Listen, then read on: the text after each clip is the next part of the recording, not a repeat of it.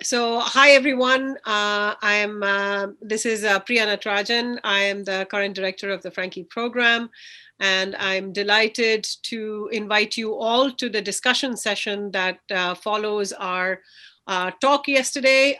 So yesterday we had, as part of our monthly colloquium series in the Understanding the Nature of Inference project, we had a talk titled Experiments for Causal Inference and System Identification by Professor Nihat Ay. And as per custom, the day after the talk, we have arranged to have sort of a conversation and discussion between our speaker and an invited interlocutor. And I am really thrilled that the interlocutor we have today to speak to Professor Ay is Professor Cranmer, who is a physicist as well as someone who is at the cutting edge of applying data science and machine learning to understanding sort of the complex physics data landscape. His background is in particle physics. But I found, for those of you who are interested, we'll add a link to this. In fact, Kyle is going to be speaking later on in our series as well, but he has a fabulous paper that came out in PNAS that really looks at the question of inference from simulations. And I learned a lot from that work, and I'm really thrilled to have the two of you converse. So welcome, Nihat, welcome, Kyle, and take it away, please. Great, thank you very much. So I put together a few slides just to kind of kickstart the discussion, and also, in case anyone wasn't able to see all of the talk yesterday. So let me share those slides. I won't drone on for too long, and then we can get to the more interesting part of the discussion. What a gorgeous graphic, Kyle. Thank you. Yeah, this is a collision event at the Large Hadron Collider where these very high energy particles collide in the center here, and all of these new particles come flying out into the detector. And while it's a computer graphic, it's a visualization of an actual collision. Ironically, it's with my competitor experiment, the CMS experiment, while I work on the Atlas experiment, but they do have a good graphics department, so I will take advantage of. So this is a conversation with Professor Nihat Ay, and so first I'll just start by showing his outline and the kind of flyer that we had. So again, this is part of this multidisciplinary exploration of the nature of inference, correlation, and causation. I think it's a really interesting series of talks, and I'm very happy to be a part of it. So Professor Ay really talked about really the core canon around causal inference, and so the outline was here. We didn't get to everything, so some of these really interesting things at the end we didn't get to, but we did get to go through kind of like a lot of the core about this idea of identifiability of causal effects. And I'm not going to repeat anything that he said, but I will just kind of rewind a little bit, I would say, and say that when we're talking about inference, there's a lot of times the way that I'm thinking of it is, as a physicist, we have very predictive models, and those predictive models are tied to this idea of mechanism. And when we talk about causal diagrams and things like this, we're often talking about mechanistic models. And so it's really kind of science in an old school way where you really think you understand what's going on underneath. And so I think of a theory as basically having some parameters. Here I called them theta. And for me, they might be things like the mass of the Higgs particle, or the cosmological constant or something. And I'm trying to use that theory to predict what I would expect the data to look like. And oftentimes that's done probabilistically. I'm not saying the data is going to be exactly this. It's a distribution for the data. And then given some observed data, I want to turn it around and do inference on the parameters theta. And so there we go. You see how inference is kind of this inverse of the predictive direction. And oftentimes people refer to these as inverse problems. Now, this is just kind of Wikipedia level picture of the scientific method. Of course, when we're, inference in some sense is just one piece of the scientific method where we have some data in hand and we're trying to infer those parameters of the theory for whatever experiment or set of observations we happen to have done. Of course, the scientific method is much more dynamic. We're constantly developing new hypotheses, trying to figure out how to test them, building new experiments. So there's a lot more going on. And so inference is really kind of one particular aspect of this process. And that, but the role of theory also kind of, contrast against a lot of the buzz that was happening. I guess now it's been, a few years. This is a paper and Wired, I guess, from 2008. But when big data was like all the rage, there was this idea that big data was going to make theory irrelevant, right? And that the scientific method would be obsolete.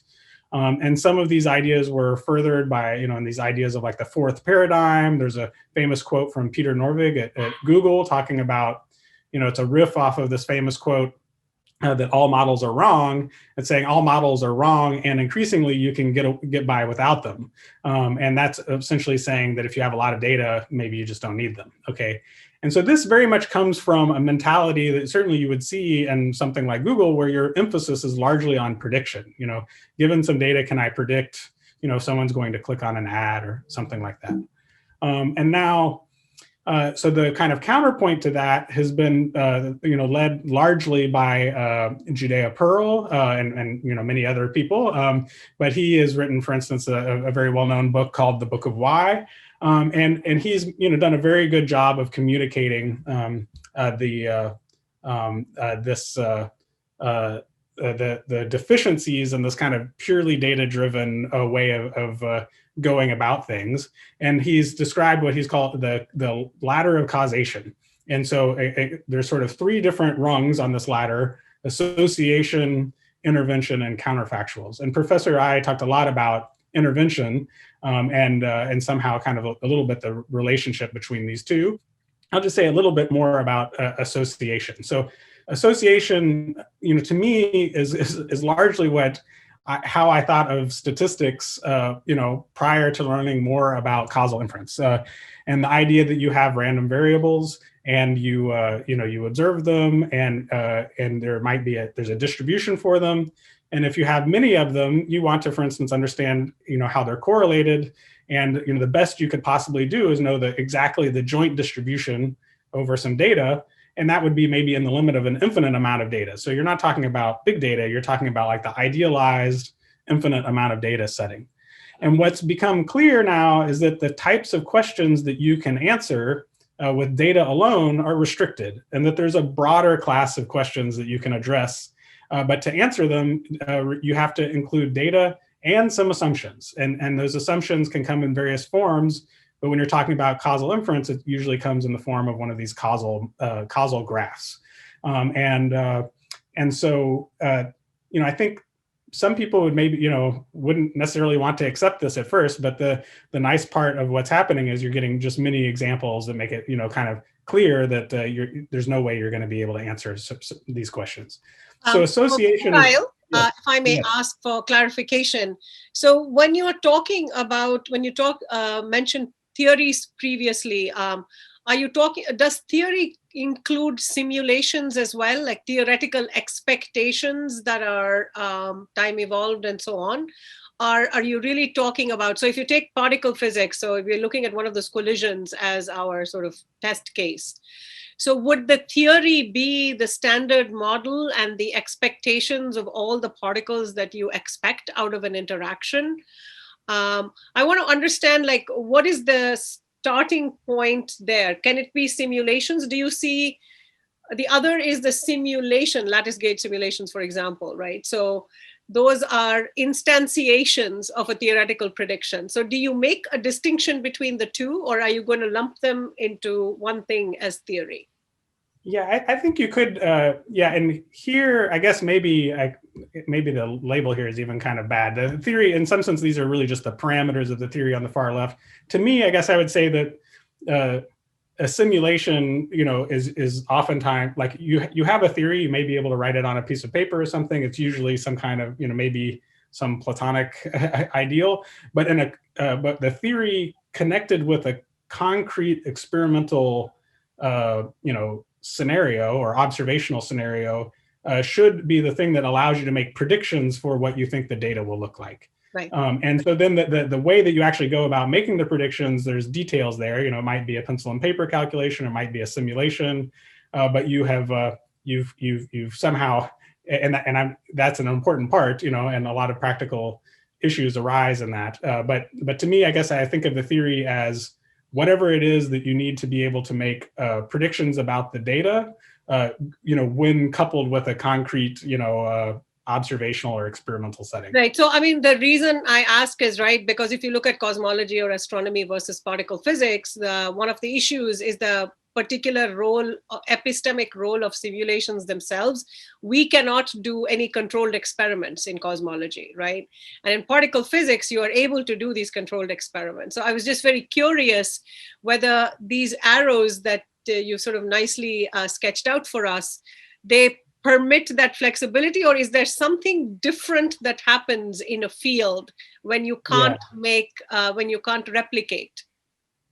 Yeah, no, I think a lot happens there, and I didn't, prepare anything for that particular, aspect of it, and the let's see what to say. I mean, in a more refined version of this picture, I would start to tease apart the theory into pieces that are like the parts you really care about, and then parts that describe, whatever else you need to be able to make predictions about the data. So they may have to do with your instrument. They may have to do with a lot of, for instance, uncertain astrophysics that you have no idea about. And so that starts to introduce these ideas of like nuisance parameters and things like this. So to me, in some sense, the way I'm using the word theory loosely includes both the part that you really care about as a scientist and all the other desiderata that you need to include to include make a prediction of the data. And that part might be highly uncertain, right? And then the difference about being able to do repeated experiments where you can actually kind of control the circumstances versus a kind of a purely observational setting, that's also going to have a huge influence on what types of inference you're going to be, and it's going to limit you. I don't know that I would separate that really from how I think about the theory per se. Okay. But there's a lot less you can do. And that touches a little bit on the ideas of interventions that we're getting to. But okay, great. No, I just wanted a little bit of clarification to understand if this looping and the connection, the way in which prediction and inference themselves are related, alters depending on, if you have theories that deal with data that is not replicable, right? So I was curious whether, but it sounds like these arrows and their directionality remain as they are, but what you can infer gets affected deeply depending on. Yeah. Okay. I think that's how I would phrase it. In terms of like at the higher level, not that this inference task, but at the higher level, like this kind of scientific method approach. If you're able to repeat experiments or change circumstances, obviously you're going to have a much more powerful, set of tools available to you. But that already kind of points at what's going on a little bit. Is if you think of it, as the association level is largely kind of this picture. You have data, and you're kind of like, if a theory gives you a joint distribution on the data, then you know everything that there is to know, and you're going and in some sense there's nothing more to the story. And if you had like an infinite amount of data, then like, it should just reduce to, mathematics and calculus. It's not much more to the story. But we somehow, as scientists, we know there's a lot more to the story. And your example about, observational versus, controlled experiments points to the fact that they're different. But somehow that difference is not lying just in this picture. It's lying in the broader setting of what can we do as scientists. Right. And Great. No, thanks for the clarification. Yeah, no, it's a great, it's great, great question. And something that we could talk about for hours and hours. So I don't want to go on too long, but I do want to motivate a little bit more. So this was kind of the big data, early machine learning, and also a lot of the data science and machine learning narratives have been about, around this kind of idea that maybe data can solve all of our problems. And as I mentioned, there's kind of this ladder of causality, that a lot of that thinking is really stuck at the lowest rung here of association, and that there are kinds of questions you're basically just not going to be able to answer. And there's a broader set of questions that you're going to be able to address, but they are going to kind of require assumptions. And those assumptions are usually, encoded in like a graphical or a causal model, right? And so, okay, so this is just zooming in on kind of what kinds of questions you're asking. And so, associations are largely like, if I knew X, how does it change my belief in Y? And those are things kind of like conditional distributions, and a lot of prediction tasks can be cast this way. But intervention is asking a kind of question like, what if I do, something, what's going to happen? So the example here is, if I take an aspirin, will my headache be cured? And like, what will happen if you make a policy change or something like that? And it could be something like, I don't know, what will happen if I point my telescope in the side of the sky, or what will happen if I change the energy of the beams colliding at the Large Hadron Collider, things like this. And so you're going in and you're intervening and you're doing something. And counterfactuals are kind of another level that are very similar, but the main difference here is that you're not necessarily able to go make that intervention. Like in the examples I gave before, I can decide to take the aspirin or not. Here's an example that's like, if I had taken an aspirin, would it have stopped my headache? And it sounds like it's just a grammar, but the fact that it's represented in our grammars shows how important it is, right? These are, things that I can't do. I can't actually make this intervention. So I have to. So how you answer a question like this is more difficult, and it's a little bit tied to like imagination. You have to kind of, you're not going to actually collect data under these circumstances. You're going to have to kind of imagine them, and that imagination, does kind of make you think about simulations a bit as well, right? So, so if you have a causal model, you can kind of start to probe these sorts of questions, but what you're going to be able to do with actual data is going to be restricted. And so then just to kind of close the loop a little bit is, if you look at, leaders, thought leaders, and for instance, deep learning and machine learning, like Yoshua Bengio, they're looking at like, what are the bottlenecks for things like deep learning? That's not that they don't have enough data, but you have things like, your classifier of if it's a cat or a dog, or your automatic driving car system might, you train it and it might work pretty well, but then when you apply it to real world images or real world data, it might not perform well. And that might be because that's what's sometimes referred to as domain shift, okay? And so, so the question is, if a lot of the machine learning things that just take advantage of correlations, if you change the distribution a little bit, they may behave in a way that you don't want them to. And so the claim here is like, okay, well, what if we like structure our machine learning things so that they, have some causal mechanism? And if we've got it right, then the hypothesis is that basically it's going to take less data, and you're going to be more robust and have all these great things that people care about. And these are the things that are kind of on the way to something more like artificial intelligence than just kind of a curve-fitting picture of machine learning. So with that, like a little intro, Professor Ay basically walked us through, a lot of the technology, about how this works, showed us graphical models, these Bayesian networks, gave us a mathematical formalism, and introduced a lot of the really core concepts.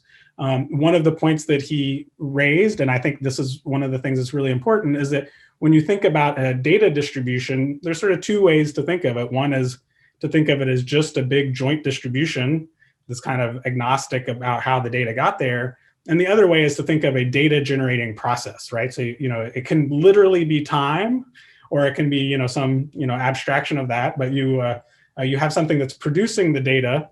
And what's interesting is that here are, three different causal diagrams that all tell a different story about how the data got there. And they may have the same joint distribution, but the story, the narrative, the mechanism is different in the different cases. And so the question is, how can I sort of tell them apart if ultimately I care about this mechanism? And so here, I think a toy example can be super useful. So I took it from this blog post, which is really nice. And it's just making two-dimensional data. And I don't want to scare you with programming, but hopefully this is like simple enough that you have a random variable X, and then you calculate a new variable Y. And there's three different very simple programs that make variables X and Y. And what's interesting is they all give you exactly the same joint distribution. So from the point of view of association, they're identical. but they have 3 different stories about how you get there. And you might think, well, who cares? These are just like different, different ways to make the data.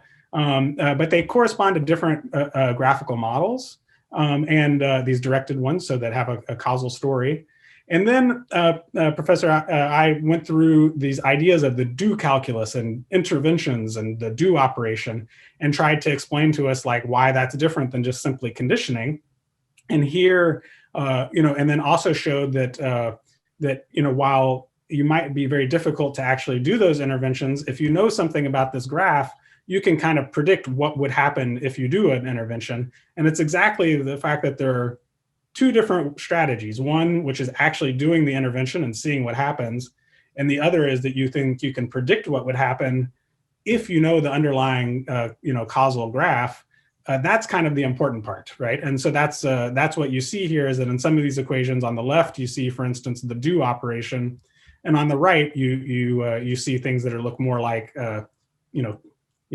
conditional distributions and things like this put together in various ways. And so he went through a few different examples of this, and I'm not going to go through all of that, just kind of reminding some plots. But in this toy example, what's interesting, and this also ties into simulations, is that the way that you can think about intervention is that, okay, I'm going to generate this random variable x, and what I want to do is understand the intervention where I set x equal to 3. So that's this do operation. I'm going to set x equal to 3, intervene, sort of like I'm going to force the person to take the aspirin. And what you would think of is like, okay, you generate the random x, like I decide that maybe I don't want to take the aspirin, but I'm going to intervene and say, no, you are taking the aspirin, right? So you're setting x equal to 3. And then basically in every step of the program, you're just going to make sure x is equal to 3.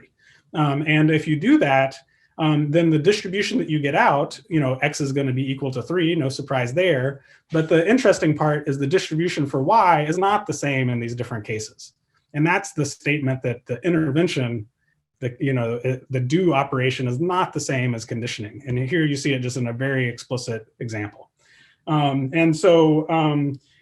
this is a very simple one. And the question is, how do you scale this up? And this is where, Professor Ay's research is really focused, is all these, wonderful theorems that kind of talk about how to extend this to even to very complicated situations. And I won't say more. I won't say this about counterfactuals. He did give some nice examples about these like front door and back door examples, gave examples in the context of robotics and artificial life. This example made me think of some work that I'd seen from DeepMind on reinforcement learning, where they, in reinforcement learning, they have like an agent, for instance, trying to explore some world that looks like an Atari game or something. And they had an example where the training data, is the way that the reinforcement learning algorithms are usually trained is at the association level, and it makes a mistake. And they tried to come in and fix that mistake through this backdoor adjustment, which is very much like what we see here. So this is just to kind of reinforce that these ideas of causal inference are really at the cutting edge of like way that people are thinking about moving machine learning kind of from where it was with its first era of big data and supervised learning and deep learning to something a little bit more towards artificial intelligence, which is going, I think, increasingly recognize that causal inference is going to be a major part of the story. So that was my little intro. I apologize if that went on too long. So I'll stop there. And maybe the first question is just to ask Professor Ay if I completely butchered this story, or if it seemed like a reasonable compliment to what you presented to us yesterday. Thank you so much. That was a great summary and extension of what I have presented yesterday. So actually, I had the feeling yesterday that it's my presentation was a bit technical, and my intention was to begin this conversation with a kind of intuitive explanation of what I have talked about yesterday. But you already gave that overview. Oh. So you summarized the main points of my presentation in a very clean and intuitive and nice way. So thank you so much for that. So Yeah, so you highlighted the main components of the theory, or the main messages that that I intended to actually tell yesterday. But you also actually, the beginning of your presentation is related to this data science idea. It's very interesting. So when you do in the context of a generative model, so you have a neural network, and the intention often is to so you have the data coming from the world, okay, and let's talk about the sensors. So you have the sensors, and you have some joint distribution generated by the world, okay, and you try to intrinsically provide some explanation for that. The generative neural network, let's say it's a layered deep neural network, and it's trained in a way that it can actually explain the data. So it can generate the same distribution as the distribution generated by the world. And then the question is, to what extent can we, so on both sides of the sensors, so the world and the neural network, can be represented in terms of a causal network. So neural network is a special kind of causal network. And then there is the causal network of the world that is generating the data. And we should not confuse, and I think you implicitly made that statement, we should not confuse the causal network or our ability to generate the data from inside in terms of the neural network with the understanding of the underlying causal structure of the world. So knowing the neural network, the causal structure of the neural network, does not tell us anything about the causal structure of the world. So both of them are able to generate the same distribution on the periphery, so to say. And that's an interesting point. So that shouldn't be confused. So if I'm able to actually predict the data, there might be many possible solutions to that. And I think the world is one solution, but the network itself is also one solution. The theorem that I presented at the end of my my talk yesterday basically tells us what kind of structural requirements we need in order to be able to generate that distribution. Right. So in terms of, so if the generated distribution has high redundancy, let's say, a particular kind of redundancy that cannot be generated by any network. So it does tell us put some constraints on both sides, so to say, of the periphery. Right. So Nihat, I had a quick question here. So, I mean, the question often when we are dealing with the kinds of data sets that we are dealing with, say, you know, or modeling, right, is the discrimination between the solutions. And so one advantage in physics, so as I was talking about yesterday, working on the black hole growth problem or whatever, so you actually have physical principles that are going to constrain the world, sort of the map of solutions that are offered. So some of them are going to be unphysical. Some of them are not going to tally with symmetries that physics, the underlying fundamental physics.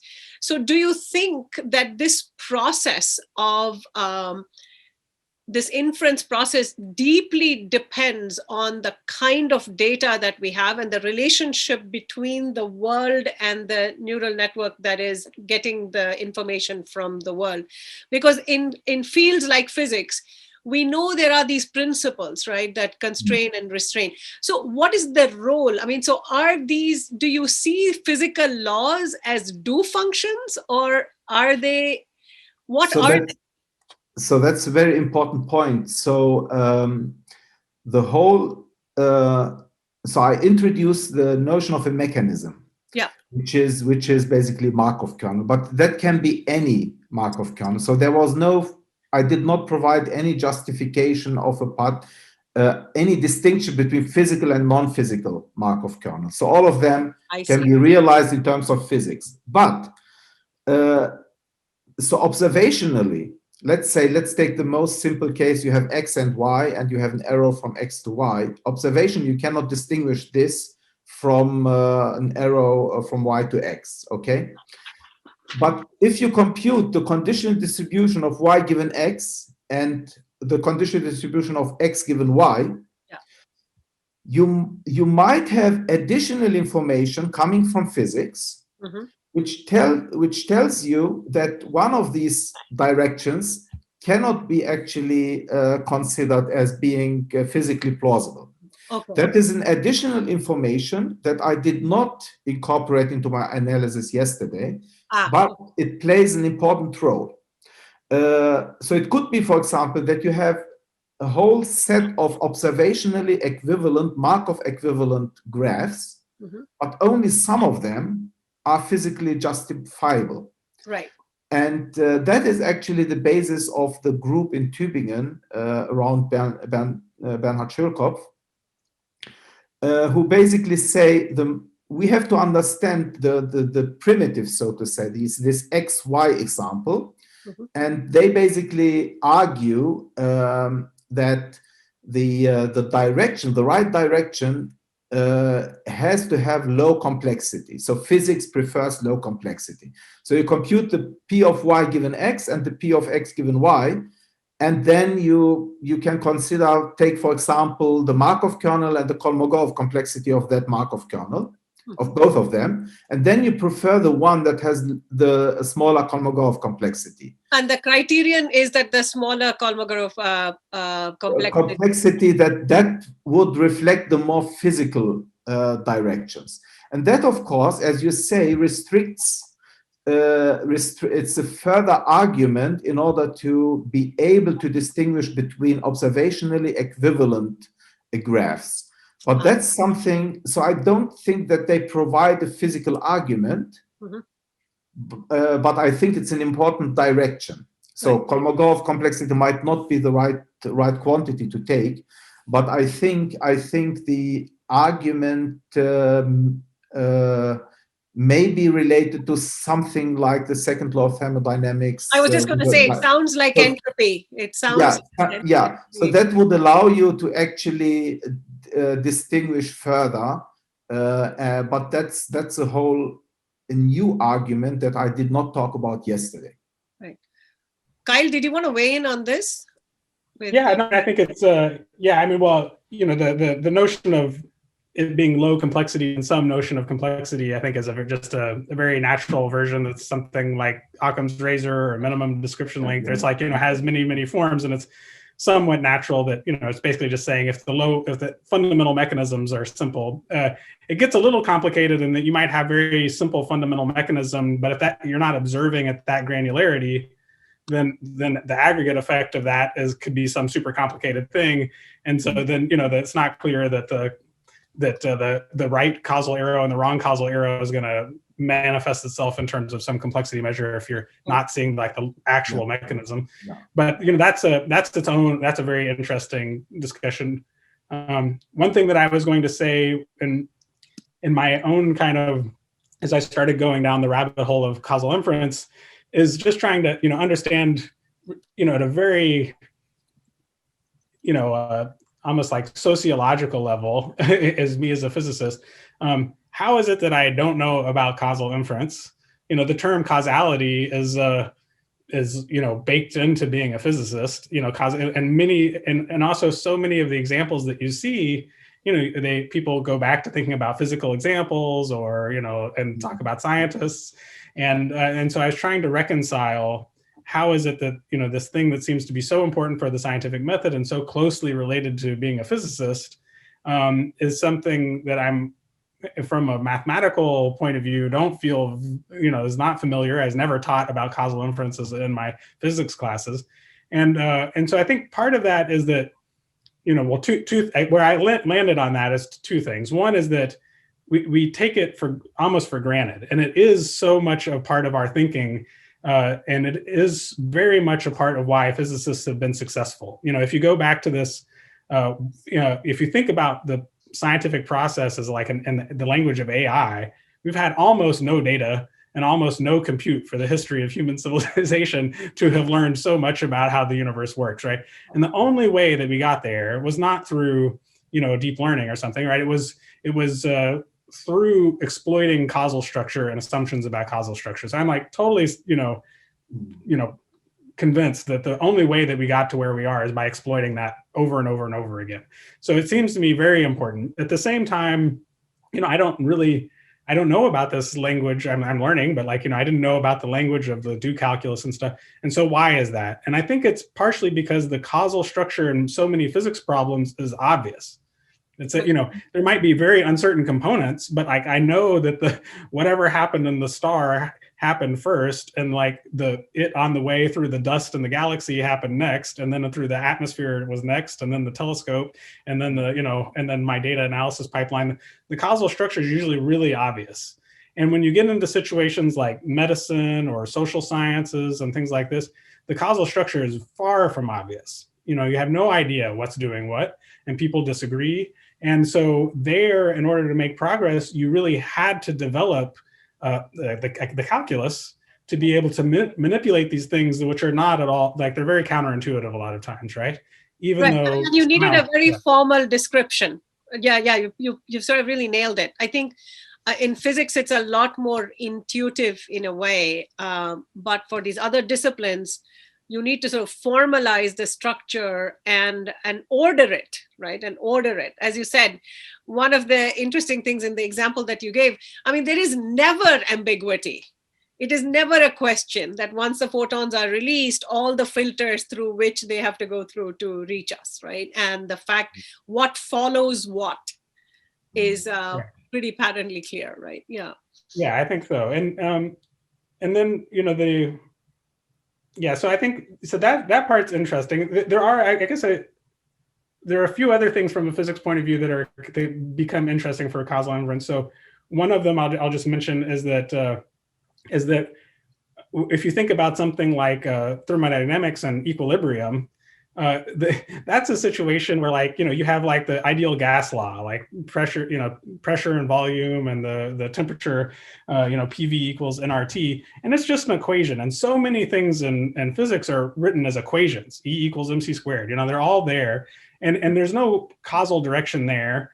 And I don't just mean in the deeper sense that our first talk about kind of the arrow of time, but I just mean it's just an equality, right? And so I think it's interesting because I think a lot of times when we write equations like that, we're basically making a mistake. When we write those equations, we really mean something like the inferred value from these other things, are equal in almost like a maximum likelihood sense. But the other part is that and something like if you push down on the piston and the volume goes down and the temperature goes up, who's causing what? It's pretty clear you're pushing, you're pushing on it, right? And so, but in other cases, I heat it up and then the piston goes up, right? It's the same relationship, but the causal story goes kind of in a different direction. And what's a little interesting to me there is that it goes back to the first talk. If you think about coarse grainings and macroscopic structure versus microscopic structure, a lot of the way that first seminar was we see causality in the microscopic, but when you go to the you see causality in the macroscopic world, but when you go to the microscopic world, it goes away because you have the time reversible dynamics. But the equilibrium one is a little bit the opposite story. The macroscopic story is kind of not really clear what the causal thing is because you're always in equilibrium and there's no real causal graph that's obvious. But if you could zoom in and see the atoms bouncing around or something like that, at some mesoscopic coarse graining, you would see which way, who's causing what, right? You're out of equilibrium for a little bit and what's happening. So I think that part as a physicist is kind of interesting.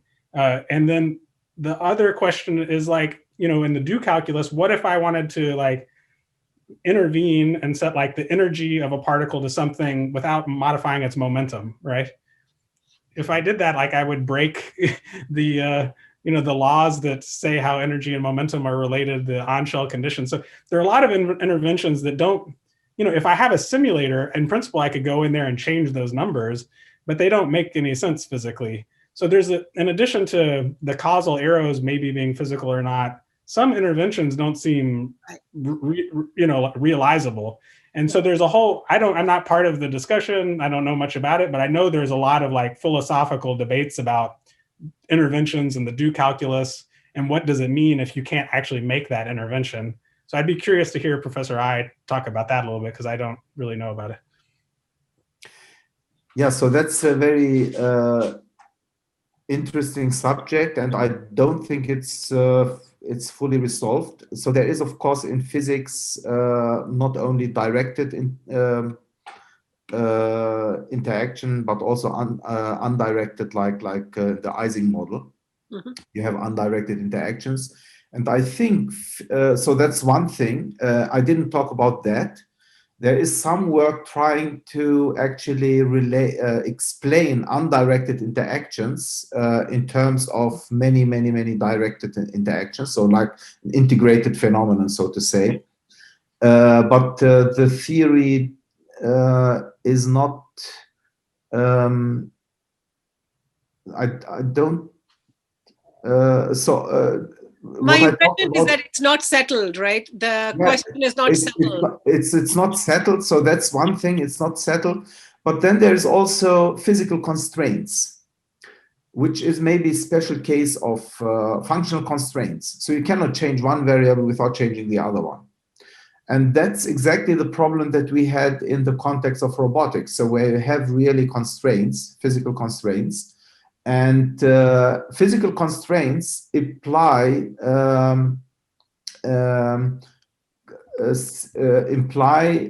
that many configurations have zero probability. Okay, and this is why you cannot actually compute a conditional distribution. And as I said yesterday, so this identifiability problem really requires strict positivity of the joint distribution. And when you have these physical constraints, you don't have this strict positivity, so they don't hold anymore. This identifiability equations that I presented yesterday. So it's a limitation of the theory, I would say. Yeah, it's also, I think, going back to Carlo Rovelli's, talk on the first one, he also made this point about, agency and a sort of like going in and changing things. And I think, if you go all the way down the rabbit hole of thinking about fundamental physics and things being time, reversible and et cetera, it almost turns into the point that basically none of the interventions are going to be possible because everything is so tied together that you can't move one thing without. And so that kind of seems like it points to at the end of the road that you're not going to really be able to do such an intervention unless you can only consider a subsystem. And that was exactly, I think, his point, is that if you consider a subsystem, so you can change something internally and something externally has to react for consistency, then you start seeing those kinds of interventions, and a lot of the ideas about causality start to emerge, and that can be somewhat of the resolution. I think he also briefly alluded to the fact that, or if you could make a complete map of all interferences, like all the existing correlates between variables, right? So that's because when he was trying to contrast the quantum case from sort of classical cases, he was saying, well, the classical case, you can actually map out what all changes deterministically when you change one thing, whereas in quantum mechanics, that itself is not often well defined. But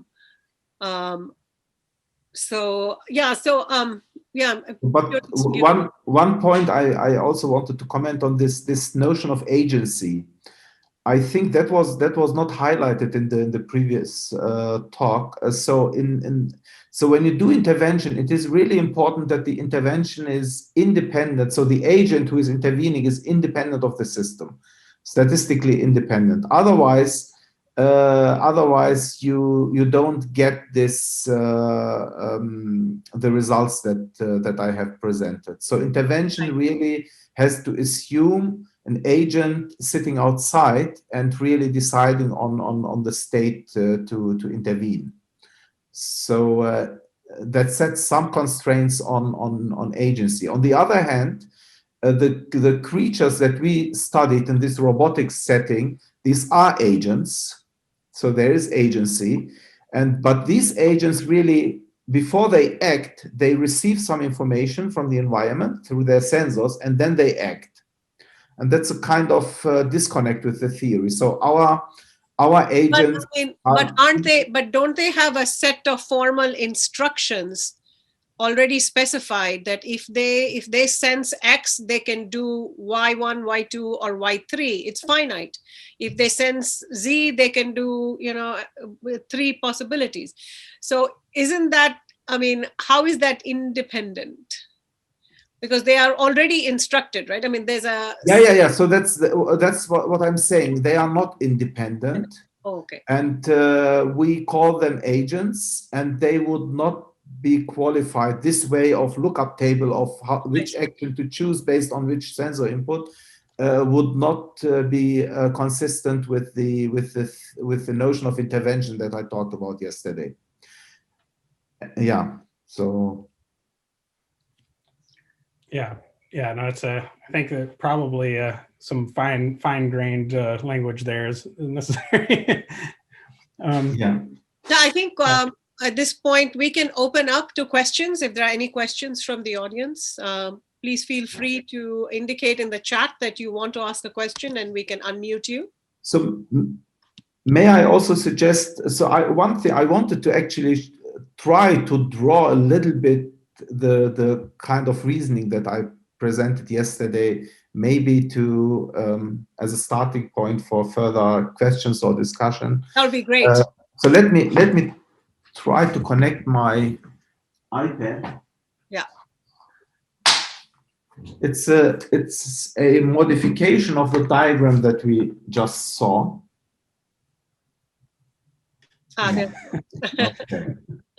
Okay. Yeah. So basically what I wanted to show, so we have this diagram here. Oh, this is wonderful. I was just saying we miss a blackboard. So this is great. Yeah. So we had this prediction, and this is the data.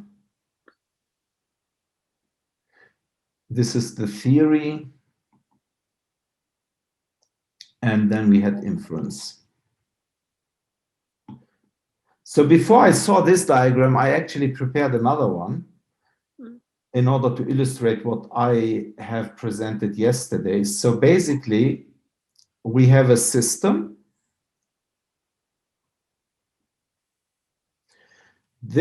And we want to understand that system, the inner working of that system. So we do experiments.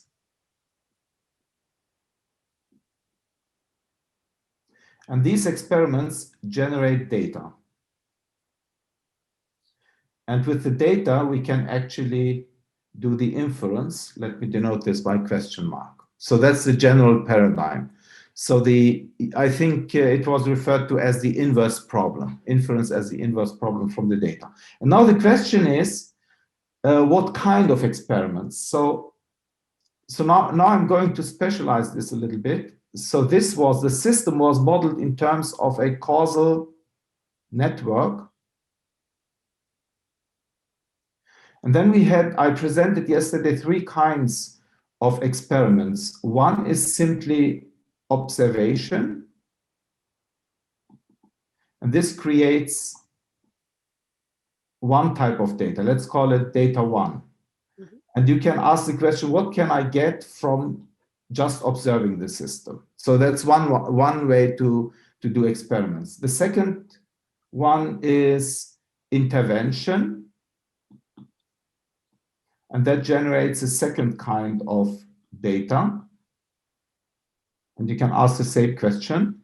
And the thing that I had no time to talk about it, is sometimes you do experiments, for example, in the context of genotype-phenotype mapping, you do knockout experiments. You knock out genes in order to understand the function of the gene. And that's some kind of intervention, but basically it's a kind of structural intervention. You remove parts of the system. To see the role of the gene, you remove the gene or block the gene. And then if you see an effect, then you a change of the phenotype, you see, that gene was responsible for this phenotype. And Right. that was the thing I wanted to talk about yesterday. So that's a knockout. So, so Nihat, here I want you to clarify. So, these cosmological simulations that we do. So I want both of you to clarify for me. Which kind of interventions are they? Because I can see them being a normal intervention or a knockout, because I can choose parameters. There are a few numbers that characterize a typical universe, and then you can evolve them. And I can choose a different set of parameters and evolve different universes.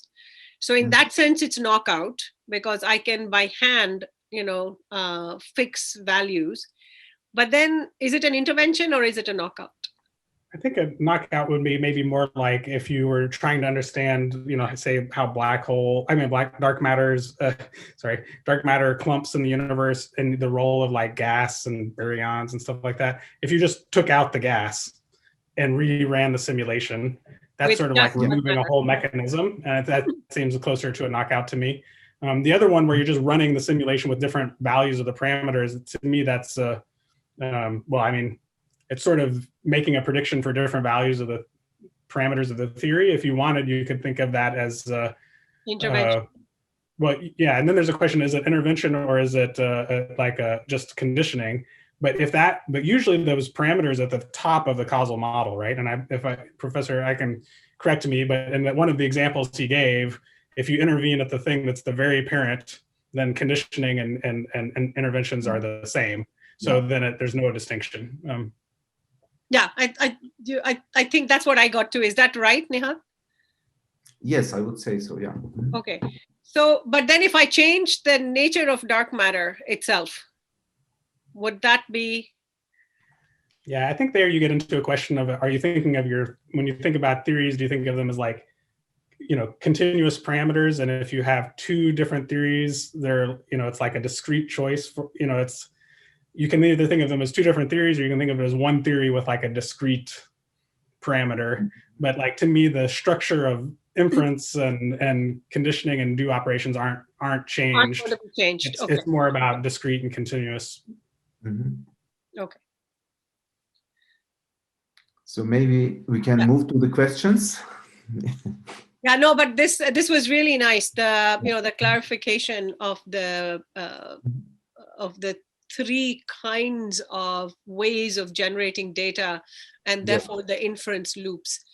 And so to finish up, you were saying that, so your argument is that the way inference works in these three kinds of causal systems is different. So my argument is that in order to reveal the inner working of the system, you cannot just observe it. You need to apply different kinds of experiments. And I got into this actually when I went to the Santa Fe Institute as a postdoc. And there I met Jessica Fleck, who was studying primate societies. And she was actually, like in the gene knockout experiment, she was actually removing some of these individuals from the society and recording the changes of the behavior in that society in order to understand the role of that individual in the society. So that was very interesting. So the idea, again, I remove structurally parts of the system and then see what happens in order to understand the function. And that's exactly like the idea that underlies gene knockouts.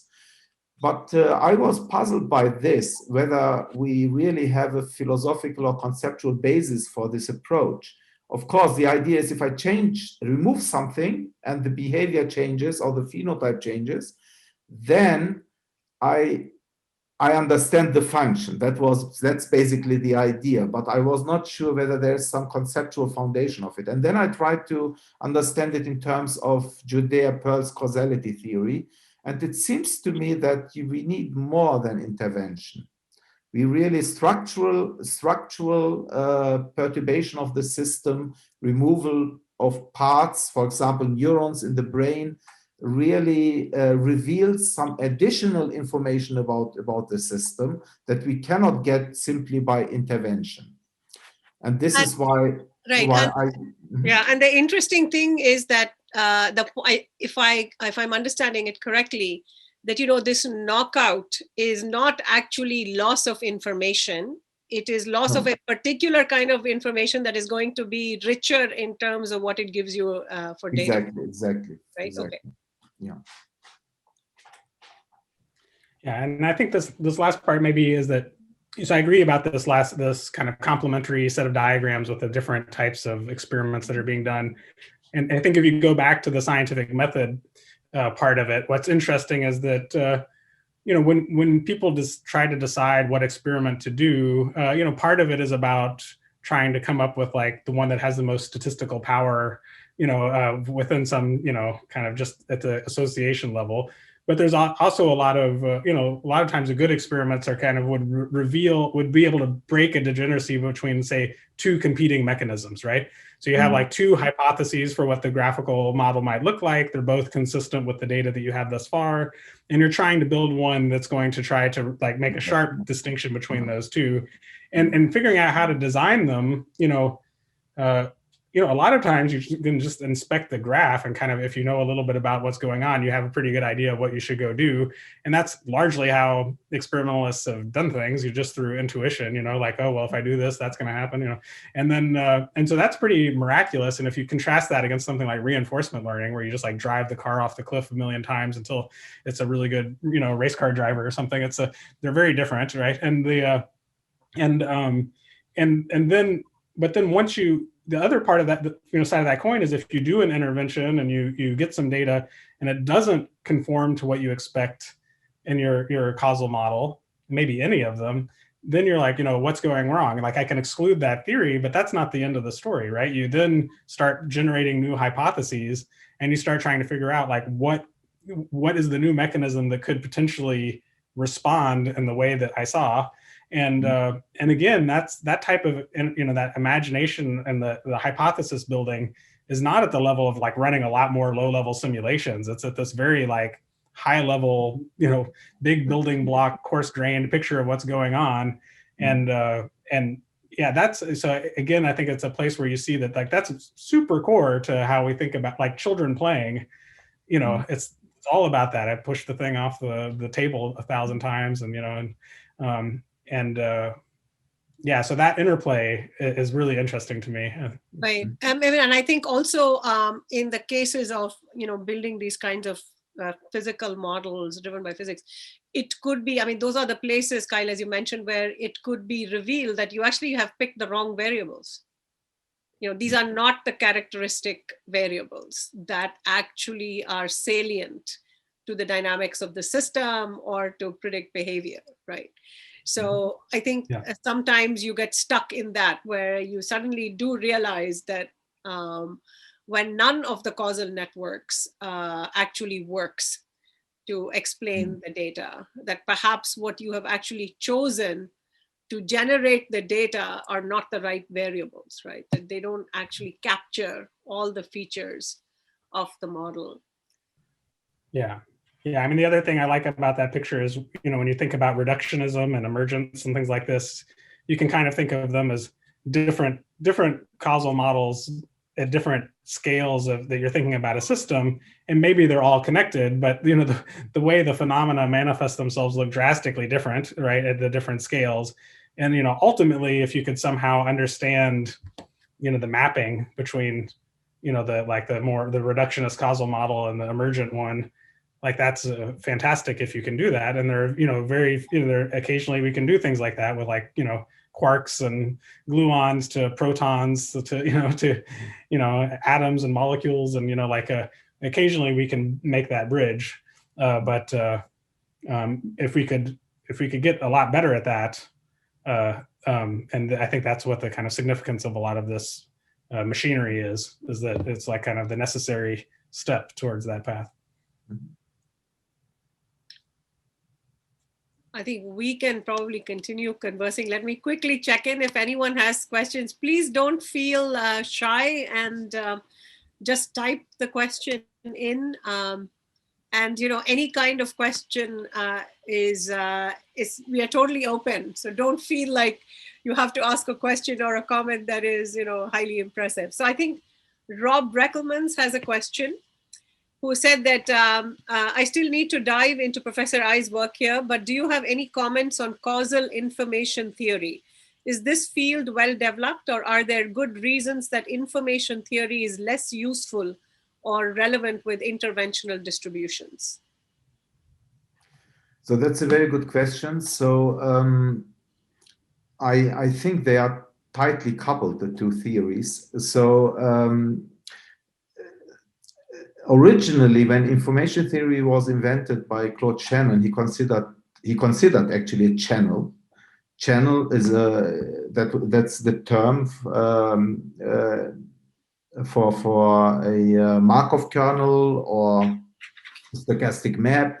So that's a mechanism. So he did consider a mechanism, but so there was but it was a very simple setting: sender and receiver. Okay, so you have X and Y, and then you have the arrow between them, and you can compute the mutual information. The fundamental quantity there is the mutual information.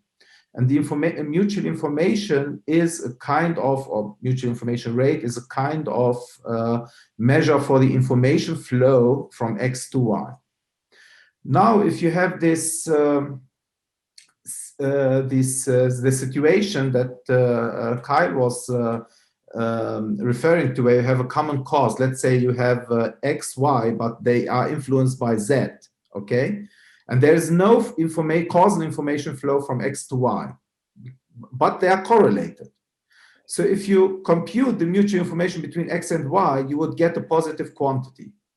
Yep. So you would then assume, okay, there is information flow from X to Y, which is wrong. Okay. But then the way we corrected this is the following. We said, okay, instead of measuring the joint distribution of X and Y by just observing it, we have to intervene in X and observe Y. And when you do this in the context of this common cause example, so Z is acting on X and Y, you intervene in X, and the distribution of Y, the condition distribution of Y given X is simply the distribution of Y, because it does not depend on X anymore. And the reason is that there is no arrow from X to Y. So if you do the interventional conditioning, you get a Markov kernel, a channel that has no information flow from X to Y. And if you then, after intervening in this, after changing the notion of conditioning, then use information theory, then you get a real notion of causal information flow. So combining the notion of intervention with classical information theory gives you a nice formalism to quantify causal information flows. And this is what I did together with Daniel Polanyi, actually. I hope this answers the question. Yeah, that was really clear and wonderful. Anyone else? Any other questions? So before we conclude, Kyle, did you have any final questions? Did you? No, I think it's been a fascinating discussion, and I appreciate being a part of it. Thank you very much. So thanks, Nihat, and thank you, Kyle, for this wonderful. I could keep going for hours and hours, but I think that in the interest of the value of everybody's time, we should wrap up our formal conversation now. And I look forward to being in touch with you, Professor Ay, as the project unfolds and we start we are hoping, so Kyle is also part of our sort of core team of people. So the first set of activities we have for this project is a colloquium series to really understand different perspectives and how people are thinking.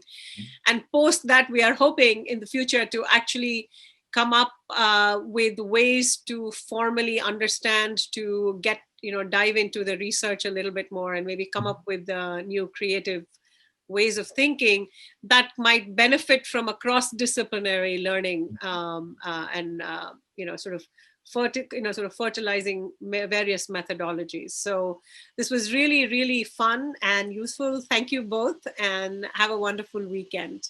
Thank you so much. And thank you, Kyle, for this great introduction today. Oh, And, thank you. Yeah, no, that's great. Yeah, I like having it start off with something grounded as well, though. Yeah. Oh, so All right. Kyle, we loved your slides. So if you don't mind sharing them, that would be great. We'll just put them up as a PDF. Yeah, that would be great. Yeah. And thank you everyone for attending. So I want to say thanks to the participants and to Ty for helping pull everything together, and to Guy for smoothly managing the recordings. Thanks everyone. Bye. Thank you. Bye. Bye. Take care.